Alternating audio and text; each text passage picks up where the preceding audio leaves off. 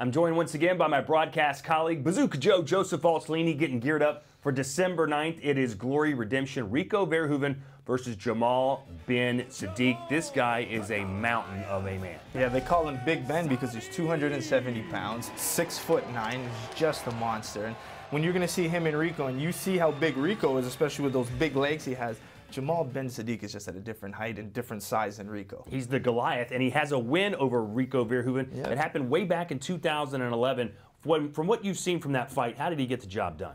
Well, it's the power. He's got one punch power. He's got an 80% knockout ratio. So you know that man's got power. And being 270 pounds, when that punch lands, it's over. And a lot of times, even if someone's blocking their head, if that punch even hits your block, it's going to put you out. When he fought Rico last time, he just was able to find that one punch right through the guard of Rico and just put Rico right out. Obviously, when you've beaten a man once, you've got a mental edge over him. But considering it happened, what, almost 7 years ago, is that edge still there for Sadiq? Well, according to him and his team at Hemmer's Gym, they feel it's still there. They think the same result is going to happen. They're confident. They almost guaranteed a knockout over Rico. Joe, when you look back at Jamal's Glory career, what's the one night that really stands out in your mind? Well, it's got to be Glory 4 Tokyo. He was in an 8-man tournament, and he just dominated everyone he fought. He beat legend Remy Bonyaski. He beat Earl Zimmerman, knocking both of those guys down in their fights. It just shows how durable, how tough he is, and how much power he actually has. Not only is he very tough, this guy in the ring, this guy has beaten cancer. Not once, but twice. He's still fighting the disease. What does that say about his character? Well, just like it was in Glory 4 Tokyo, he's tough, he's durable, and he's really motivated and determined. He feels he's going to be the next heavyweight champion just as he beat his cancer. His mindset's better, and he's just got that energy around him. And every time you even ask him questions about that fight, he's serious, he gives you straight answers, and there's no smiling with Jamal Ben Saddik. He's not a happy man. No, he keeps serious all the time. I'm sure he'll be happy if he wins that World Heavyweight Championship on December 9th. You mentioned his power. Besides that, what does he have to offer? Well, it's just that ring size that he has. When he stands in the middle of the ring, he's just a big presence to have. We talked to guys he's fought in the past, like Gudo Innocent. He said he didn't realize how big Big Ben was when he was in the ring with him. Gudo was trying to move, he said, but Big Ben just kept hitting him, and it was so hard to move around, and it was exhausting to try to run from that power all the time. So he has that ring presence that makes him a very scary giant. That win over Gudo Innocent was the last time we saw Jamal Ben Saddik, but before that, in December, Glory Collision, he was on the same fight card as Rico versus Badr, and it was a fantastic fight, Sadiq beating Ismail Lawrence. Yeah, it was a tough fight. Both guys are pressure fighters, both brought the fight. Big Ben was able to show his power with just no time left in the third round, scored a knockdown, which scored him and gave him the fight. When you look around the landscape of the heavyweight division right now, is Jamal Sadiq the only guy that can give Rico a test at this point? I think he's the perfect contender to do it, having beat him before and showing how much power he has. He's had a little layoff, so hopefully he's been able to prove and recover in that time. But I think right now he's the biggest threat to Rico. If you're Nick Hemmers, the trainer for Jamal Sadiq, what's your game plan going into that fight?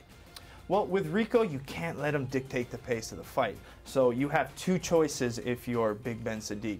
You can either take the fight to Rico and just kind of give him all you can right off the beginning, or take your time, pace yourself, try to draw Rico in and try to catch him with the power. It's going to be a 5-round fight, so if I was coaching Big Ben Saddik, I would tell him to take his time, maybe sit behind his jab and try to pull Rico in, and when Rico comes in, that's when you want to catch him. And what does Sadiq need to watch out for when it comes to Rico? Well, it's that systematic breakdown that Rico does. He's going to come in, sit behind his jab, and he's just going to keep chopping away at the legs. But that's also dangerous for Rico because every time Rico throws a kick, that's when the timing of Ben Sadiq's power is going to come. So he's going to try to shut down Rico's low kicks with the power punch. And what will Jamal Sadiq's career look like if he's able to beat Rico Verhoeven in December? Well, he's going to put himself as one of the most dominant champions because he's beat Rico twice, and everyone who's tried to beat Rico hasn't even come close. So a man to beat him twice, you got to put them up there as one of the pound-for-pound best. Sadiq's won 5 Glory fights in a row, 3 by way of knockout. Is he right now in the prime of his career? Well, I would say so. He's fought the best in his career all the time. He never took easy fights, but having a 5-fight win streak is a lot of momentum for him, and momentum in fighting plays a big role. So he's going to have to use that streak and try to shut down Rico. And that confidence, if you're going to fight Rico, you got to have all the confidence in the world in yourself. Your team's got to have it in you. Everyone surrounding you has to believe in you. Training-wise for Jamal Sadiq, what's that going to look like in the gym for him getting ready for a 5-round fight against Rico Verhoeven? Well, that's going to be a tough task. Fighting 5 rounds is harder than fighting 3 rounds. Some people prefer it, but if you're a power puncher, you're going to prefer 3 rounds over 5. And Rico's been used to fighting 5 rounds because he's been the champion defending his title for the 6th time. So for Big Ben Saddik, he's going to have to really work that conditioning of his, or he has to fight smart. He's got to fight intelligently. He can't just go in there and waste all of his energy early on. This is where he has to time himself, pace himself, maybe not throw everything with power. He's going to have to set things up. Is there such a thing with him? Everything has power behind it. Well, he's going to have to try. Can land people. Well, that's a 5-round strategy. He's going to have to sit. And you see great champions and great fighters, they don't throw everything they have with power. They set things up, they touch, and then whip the power behind it. So he can't wait too long. That's the other issue. If Big Ben Saddik waits too long, Rico's going to accumulate points. He's going to keep scoring on the judges' scorecard. So Saddik can't just wait all the time. He's going to have to put some combinations together if he wants to land that power shot. The night Jamal Sadiq beat Guto Innocent, Rico Verhoeven was sitting at the commentary position with both of us. And after the fight, Sadiq called Rico into the ring. He had it all planned out. He wanted to challenge Rico Verhoeven. He did it, and now he gets his opportunity. What was that night like for you? Well, it was super exciting to me because I had no idea what was going on. Rico just takes off his headphones, goes right into the ring, and storms to Sadiq.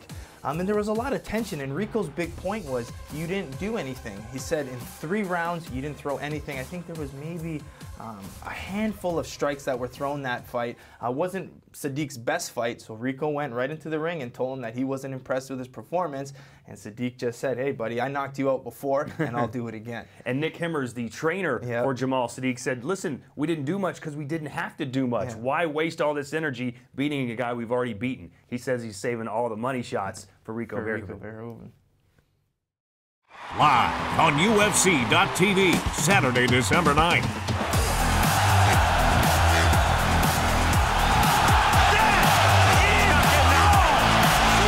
It's over! It's Jamal Big Ben Saddik. I beat him once, he's nothing. Taking on Rico, the king of kickboxing, Verhoeven for the heavyweight title. Yeah, it's redemption. Glory Redemption, Saturday, December 9th, only on UFC.tv.